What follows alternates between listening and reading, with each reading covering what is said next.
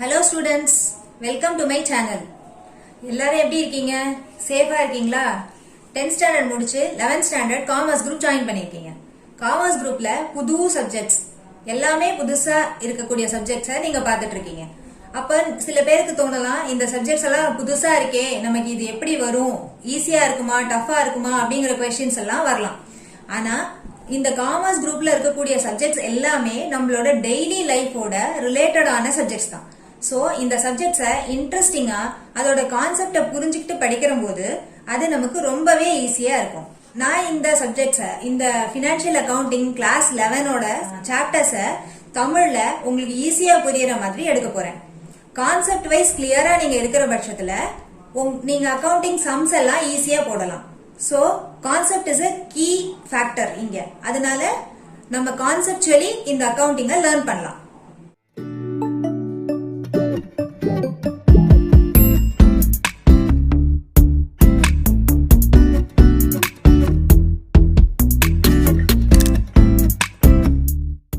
நம்ம ஏற்கனவே சொன்ன மாதிரி சிபிஎஸ்சியோட financial accounting part 1 chapter wise details என்னென்ன இருக்கு அப்படின்றத நம்ம ஃபர்ஸ்ட் பார்க்க ஆரம்பிக்கலாம். அதுல பாத்தீங்கன்னா chapter 1 and chapter 2 introduction to accounting and theory base accounting, இது ரெண்டும் பாத்தீங்கன்னா ஃபுல்லா அக்கவுண்டிங்னா என்ன, அக்கவுண்டன்சி எதுக்கு யூஸ் ஆகுது, அந்த அக்கவுண்டன்சிய பண்ற பர்சன் அக்கவுண்டன்ட் அப்படின்னா யாரு, அவங்க என்ன மாதிரியான டிரான்சாக்சன்ஸ் பண்ணுவாங்க, அந்த அக்கவுண்டிங்ல இருக்கிற டேர்ம்ஸ், இது எல்லாத்த பத்தியும் சொல்லக்கூடிய ஓவர்வியூ தான் இந்த சாப்டர் 1 and 2. இது ஃபுல்லி தியரி பேஸ்ட் அக்கவுண்டிங். இந்த தியரி பேஸ்ட் அக்கவுண்டிங்ல நம்ம ரொம்ப டீடைல்டா இல்லாம நல்ல கிறிஸ்பா இம்பார்ட்டன்டான பாயிண்ட்ஸை மட்டும் கான்சென்ட்ரேட் பண்ணி பார்க்க போறோம். சோ தட் அதை நம்ம எப்படி அப்ளை பண்ணி என்ட்ரிஸ் போடலாம், எப்படி நம்மளோட புக்ஸ் ஆஃப் அக்கவுண்ட்ஸ்ல அதை ரெக்கார்ட் பண்ணலாம் அப்படிங்கிறது இந்த பேசிஸை வச்சுதான் நம்ம ப்ரொசீட் பண்ண போறோம். சாப்டர் 3 அண்ட் சாப்டர் 4 இது ரெண்டுமே recording of transactions. Basically recording of டிரான்சாக்சன்னா என்ன அப்படின்னா, நம்ம அக்கவுண்டிங்கை பொறுத்த வரைக்கும் ஸ்பெசிபிக்கா சில புக்ஸ் மெயின்டைன் பண்ணுவோம். சில subsidiary book, cash book, Journal book, இந்த மாதிரி நிறைய புக்ஸ் நம்ம மெயின்டைன் பண்ணுவோம். அந்த புக்ஸ்ல எல்லாம் என்ன இருக்கும் அப்படின்னா என்ட்ரிஸ் இருக்கும். அந்த என்ட்ரிஸை நம்ம போடுறதை தான் ரெக்கார்டிங் ஆஃப் என்ட்ரிஸ்னு நம்ம மீன் பண்றோம். அந்த ரெக்கார்டிங் ஆஃப் என்ட்ரிஸ் டிரான்சாக்சன்ஸ் அப்படிங்கிறது என்னென்ன டைப் ஆஃப் டிரான்சாக்சன்ஸ் இருக்கு, அதை எந்தெந்த புக்ல நம்ம என்ட்ரி பண்ணணும் அப்படின்ற இன்ஃபர்மேஷனை இந்த சாப்டர் 3 and 4 நமக்கு சொல்லும். அதுல நம்ம அதை பார்க்க போறோம்.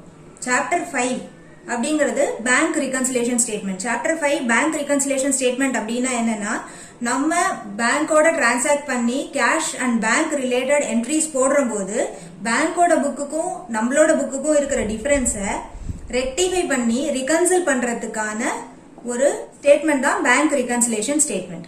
இதுல பேங்க்குக்கும் கம்பெனியோட பேங்க் புக்குக்கும் இருக்கிற டிஃபரன்ஸ் என்னென்னவா இருக்கும், அதுக்கான ரீசன்ஸ் என்ன, அதை எந்த மாதிரி என்ட்ரிஸ் போட்டு ரெண்டுத்தையும் மேட்ச் பண்ணணும் அப்படின்றது தான் இந்த பேங்க் ரிகன்சிலேஷன் ஸ்டேட்மெண்டோட இம்பார்ட்டன்டான concept. Chapter 6 trial balance and rectification of errors. என்னதான் நம்ம என்ட்ரிஸ் போட்டாலும் ஃபைனலா நம்ம என்ட்ரிஸை நம்மளோட ஸ்டேக் ஹோல்டர்ஸ்க்கு நம்ம சப்மிட் பண்ண மாட்டோம்.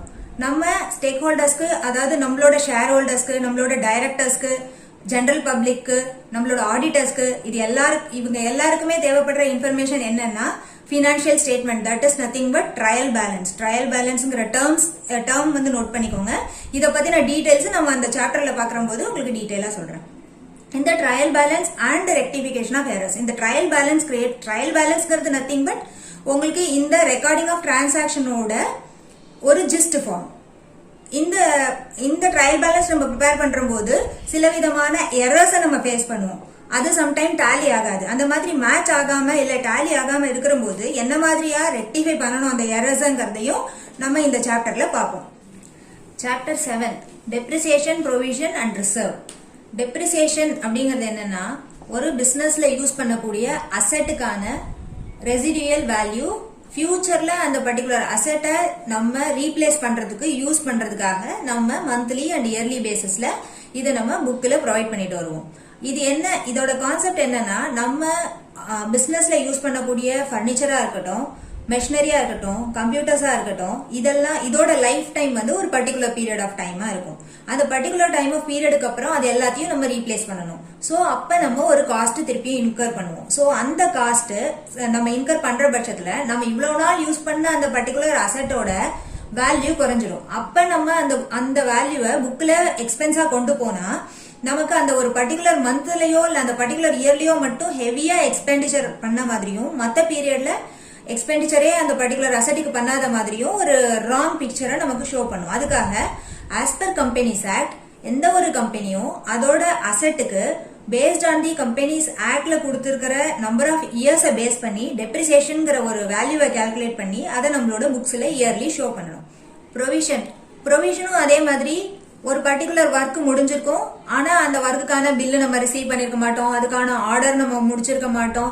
அந்த கேஸ்ல அந்த பர்டிகுலர் எக்ஸ்பென்சஸ் நான் புக்ல கொண்டு வந்தா மட்டும்தான் என்னோட பினான்சியல் ஸ்டேட்மெண்ட் கரெக்டான பிக்சரை ஷோ பண்ணும். அதுக்காக நம்ம மந்த்லியோ போடுற ஒரு என்ட்ரி தான் ப்ரொவிஷன். அதே மாதிரி ரிசர்வ், ஆஃப்டர் எவ்ரி இயர் நம்மளோட ப்ராஃபிட் அண்ட் லாஸ் போக பேலன்ஸ் இருக்கிறத நம்ம ரிசர்வ்னு சொல்லுவோம். அந்த ரிசர்வை நம்ம பர்டிகுலர் ரிசர்வ் அக்கௌண்ட்டுக்கு டிரான்ஸ்ஃபர் பண்ணுவோம். சோ இத பத்தின டீடைல்ஸ் எல்லாம் நம்ம சாப்டர் 7ல பார்க்க போறோம். இதெல்லாம் டைரக்ட்லி பினான்சியல் ரிலேட்டட் டிரான்சாக்ஷன் இல்லாட்டாலும் நம்மளுடைய பினான்சியல் ஸ்டேட்மெண்டோட ஒரு மெயினான பார்ட்ஸ். அதே மாதிரி சாப்டர் 8ங்கிறது bill of exchange. Bill of exchange is nothing but நம்ம யூஸ் பண்ற செக் மாதிரின்னு நம்ம சொல்லலாம். நம்ம எப்பயாவது கிரெடிட் பர்ச்சேஸ் பண்ற பட்சத்துல நமக்கு சப்ளை பண்றவங்களுக்கு ஒரு ப்ரூஃபா நம்ம பில் ஆஃப் எக்ஸ்சேஞ்சையோ அல்லது ப்ராமிசரி நோட், இன்னொன்னும் இருக்கு இந்த பில் ஆஃப் எக்ஸ்சேஞ்சோட சேர்த்து ப்ராமிசரி நோட்னு ஒன்னு இருக்கு. அந்த ப்ராமிசரி நோட்டையோ நம்ம வந்து இஷ்யூ பண்ணுவோம். இந்த நோட்டை பேஸ் பண்ணி ஒரு பர்டிகுலர் பீரியட் ஆஃப் டைமுக்கு அவங்க கிரெடிட்ல நமக்கு சப்ளை பண்ணுவாங்க. சோ இது வந்து பில் ஆஃப் எக்ஸ்சேஞ்ச். சோ இதெல்லாம் நம்ம பார்ட் 1ல பார்க்கக்கூடிய சாப்டர்ஸ், அக்கவுண்டிங்ல இருக்கக்கூடிய சாப்டர்ஸ். இது எல்லாத்தையும் 1 by 1 நான் வீடியோஸ் வந்து அப்லோட் பண்றேன், எல்லாத்தையும் பார்த்து தெரிஞ்சுக்கோங்க. இது வந்து டீடைல்டா இல்லாம உங்களுக்கு புரியுற விதத்துல நான் இந்த வீடியோஸ் அப்லோட் பண்றேன். இந்த வீடியோஸோட எண்ட்ல இம்பார்ட்டண்டா இருக்கக்கூடிய மெயின் பாயிண்ட்ஸை வந்து ஹிண்டா உங்களுக்கு கொடுக்குறேன்.